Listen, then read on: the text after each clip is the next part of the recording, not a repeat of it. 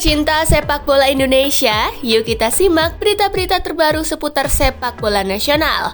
Selamat menyaksikan.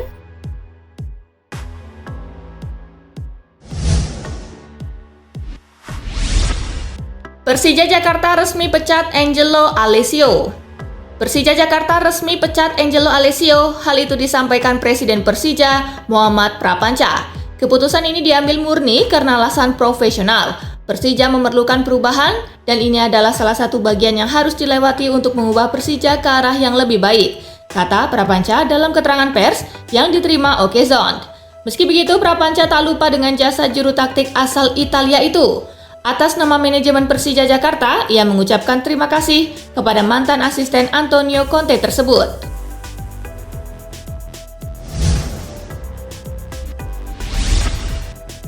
Resmi, Persija umumkan sosok pelatih baru pengganti Angelo Alessio. Persija Jakarta secara resmi menunjuk Sudirman sebagai pelatih baru untuk menggantikan Angelo Alessio. Sebelumnya, Sudirman merupakan asisten pelatih Angelo Alessio di Persija Jakarta. Sudirman akan meneruskan pertandingan Persija Jakarta hingga Liga 1 2021-2022 berakhir pada Maret mendatang. Manajemen Persija Jakarta memberikan kesempatan kepada Sudirman untuk menyelesaikan pertandingan Macan Kemayoran di kompetisi kasta tertinggi sepak bola Indonesia. Sudirman dipilih karena sudah mengetahui kondisi tim baik di dalam dan luar, sehingga Sudirman dinilai tidak akan sulit untuk beradaptasi lagi bersama Marco Simic dan kawan-kawan.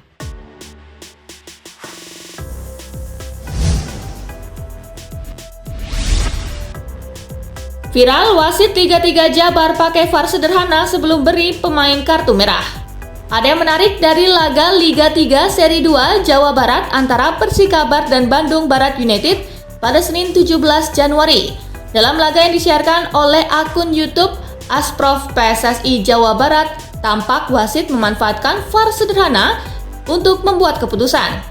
VAR yang digunakan dalam Liga 3 tersebut memang masih belum sama dan belum sesuai standar di kompetisi top Eropa, bahkan cenderung sederhana atau low budget.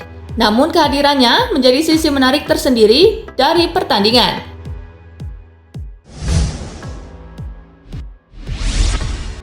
Duetkan Egy Maulana Fikri, Witan Sulaiman, FK Senika coba pecahkan dua masalah utama musim ini.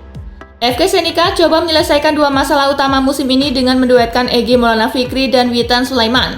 Duet Egy Maulana Fikri dan Witan Sulaiman hampir nyaris terjadi di FK Senika mulai paruh kedua Liga Slovakia musim 2021-2022. Belum ada konfirmasi mengenai transfer Witan Sulaiman dari klub secara resmi, namun begitu, agen Witan, Dusan Bogdanovic, membenarkan bila kliennya sedang menyelesaikan kepindahan ke FK Senika. Dengan menduetkan Witan Egy, FK Senika kemungkinan coba menyelesaikan dua problem utama yang terjadi. Pertama, yakni memperbaiki lini serang. Problem kedua yang coba diselesaikan adalah masalah finansial.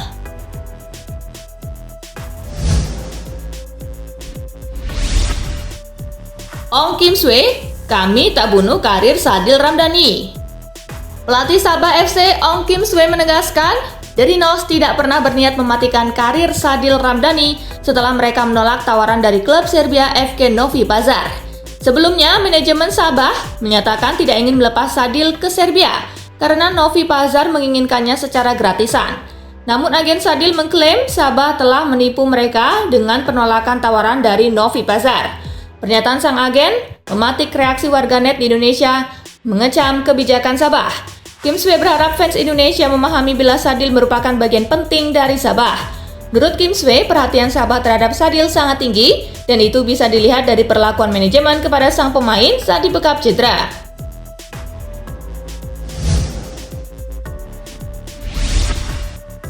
Curhat ke Ketum PSSI, Bagus Kavi diminta ayahnya masuk polisi.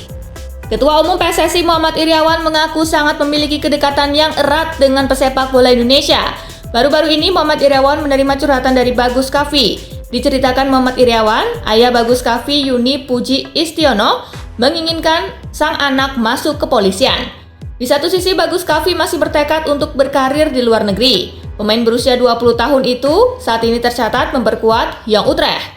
Bagus Kavi meminta pendapat dari Iwan Bule. Sementara mantan Kapolda Jawa Barat itu masih memikirkan masukan yang terbaik untuk diberikan kepada pemain Magelang, Jawa Tengah itu.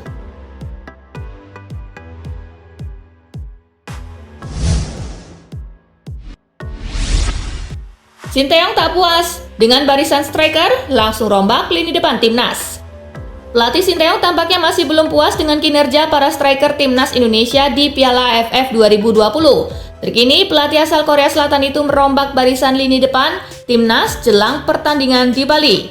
Di Piala AFF 2020, Sinteyong memanggil 4 striker yakni Dedik Setiawan, Kushedia Hariyudo, Hanis Sagara, dan Ezra Walian.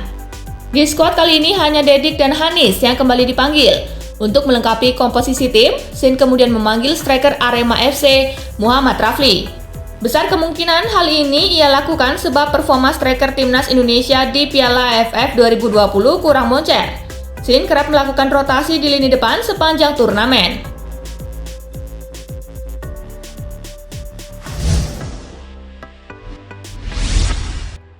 Tiga pemain masih absen dalam pemusatan latihan timnas Indonesia versus Timor Leste.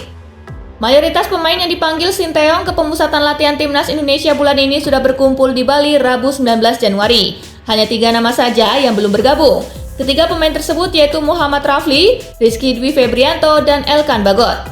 Informasi itu disampaikan oleh asisten pelatih timnas Indonesia Nova Arianto.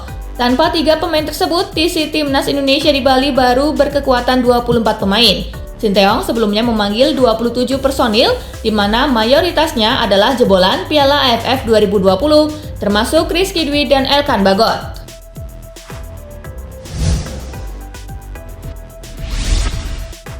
Timnas Putri siapkan strategi keluar dari tekanan Australia. Timnas Indonesia Putri terus mengasah strategi untuk menghadapi laga perdana lawan Australia pada Piala Asia Wanita 2022 di India Jumat 21 Januari. Timnas Putri memulai latihan di lapangan Yashpan Rao, Mumbai, India, Selasa 18 Januari. Sejumlah materi latihan sudah diberikan untuk menghadapi Australia.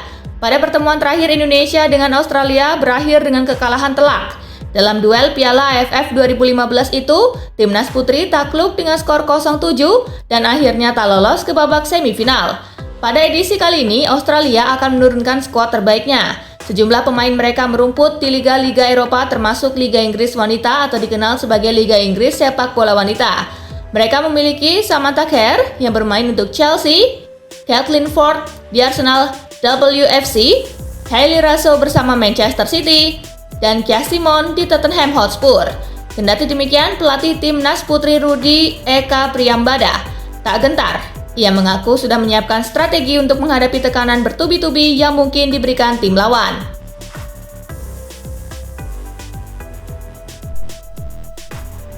Nah, itulah tadi berita-berita menarik yang dapat kita sampaikan di Spasi Football Indonesia.